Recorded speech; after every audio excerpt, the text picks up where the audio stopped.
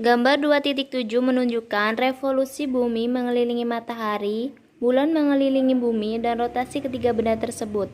Dalam sistem matahari, benda yang paling besar adalah matahari dengan diameter 109 kali diameter bumi dan masanya 333.000 kali massa bumi. Diameter bulan adalah 3.476 km atau kurang lebih 1/4 besar bumi, sedangkan massanya lebih 117% massa bumi. Orbit bulan adalah elips dengan bumi pada salah satu fokus. Jarak bumi ke bulan yaitu terjauh 253.000 mil, sedangkan jarak terdekatnya adalah 222.000 mil. Jarak rata-rata antara bulan dan bumi adalah 238,860 mil atau 384,330 km. Gambar 2.8 menjelaskan tentang fase bulan dalam konjungsi, yaitu waktu bulan dekat dengan matahari, dan dalam fase oposisi, yaitu waktu bulan terjauh dari matahari. Bidang orbit bulan miring dengan sudut 5,1 derajat terhadap bidang ekliptika. Fase bulan bergantung pada posisinya relatif terhadap bumi dan matahari. Jika bulan berada di antara bumi dan matahari, dikatakan bulan berada dalam konjungsi. Pada waktu ini hanya sisi bulan yang menjauhi bumi disinari matahari dan fasa bulan adalah bulan baru. Karena itu, bulan tampak di atas horizon hanya pada siang hari dan masih tampak gelap. Sesudah bulan baru, bulan memasuki fasa bulan sabit. Penyinarannya makin hari semakin terang. Jika bulan mencapai titik orbitnya yang berada pada sebuah garis tegak lurus dengan garis yang menghubungkan bumi dan matahari, dikatakan bulan berada dalam perempatan, dan fasanya adalah perempatan pertama. Setelah itu, bulan memasuki fasa punggung. Pada waktu ini, bulan lebih dari separuh. Jika bulan berada pada sisi bumi yang membelakangi matahari, dikatakan bulan dalam oposisi. Seluruh bulatan bulan yang menghadap bumi diterangi, sehingga bulan tampak seluruhnya. Bulan purnama hanya tampak pada sisi bumi yang malam hari. Selanjutnya, bulan berturut-turut memasuki tingkat punggung bungkuk kedua, perempatan terakhir tingkat bulan sabit, dan kembali lagi ke fase bulan baru. Interval waktu yang dibutuhkan agar bulan melalui seluruh fasanya adalah disebut bulan sinodik dan sama sekitar 29,5 hari. Interval waktu ini adalah dasar dari bulan kalender. Baiklah, di sini saya akan menjelaskan sistem matahari, bumi, bulan, yaitu bulan sideral dari bulan sinodik.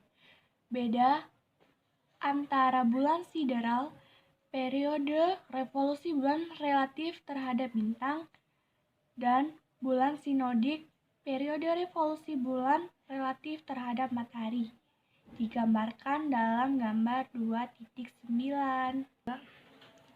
Bintang-bintang dapat ditinjau berjarak tak terhingga, jadi cahaya bintang dapat dianggap masuk ke tata surya sepanjang sinar-sinar yang paralel. Karena bumi berputar terhadap matahari, maka bulan harus melakukan perjalanan lebih jauh daripada satu revolusi sideral. Untuk melengkapi revolusi sinodiknya relatif terhadap matahari, jarak ekstra tambahan sesuai dengan 1/12 sebuah lingkaran, 1 bulan atau 1/12 kali setahun dalam orbit bumi, dan karenanya sesuai dengan 1/12 sebuah 12 lingkaran atau 1/3 hari dalam orbit bulan. Dengan demikian, bulan sinodik atau dari fasa ke fasa adalah sekitar 1/3 hari lebih lama daripada bulan sideral.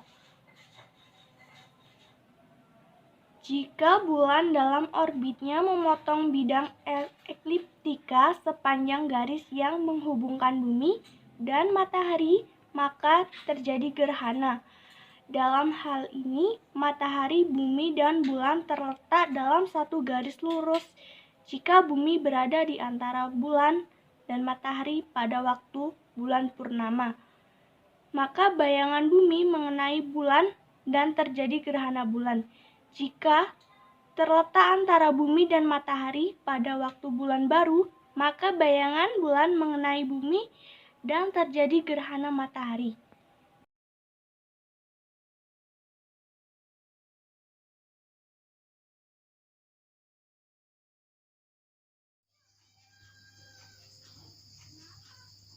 Oke, kira-kira gambaran terjadinya gerhana bulan seperti ini. Nah, prosesnya seperti apa sih? Jadi, proses terjadinya gerhana bulan secara singkat seperti ini.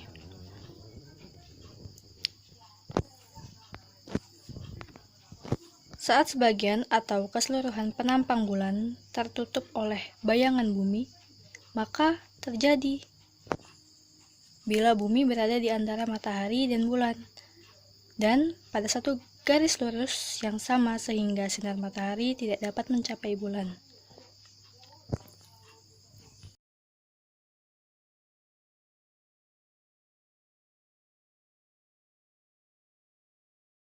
Selanjutnya, proses terjadinya gerhana matahari.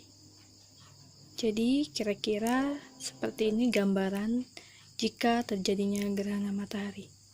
Nah, prosesnya saat bulan berada di antara matahari dan bumi dalam satu garis lurus.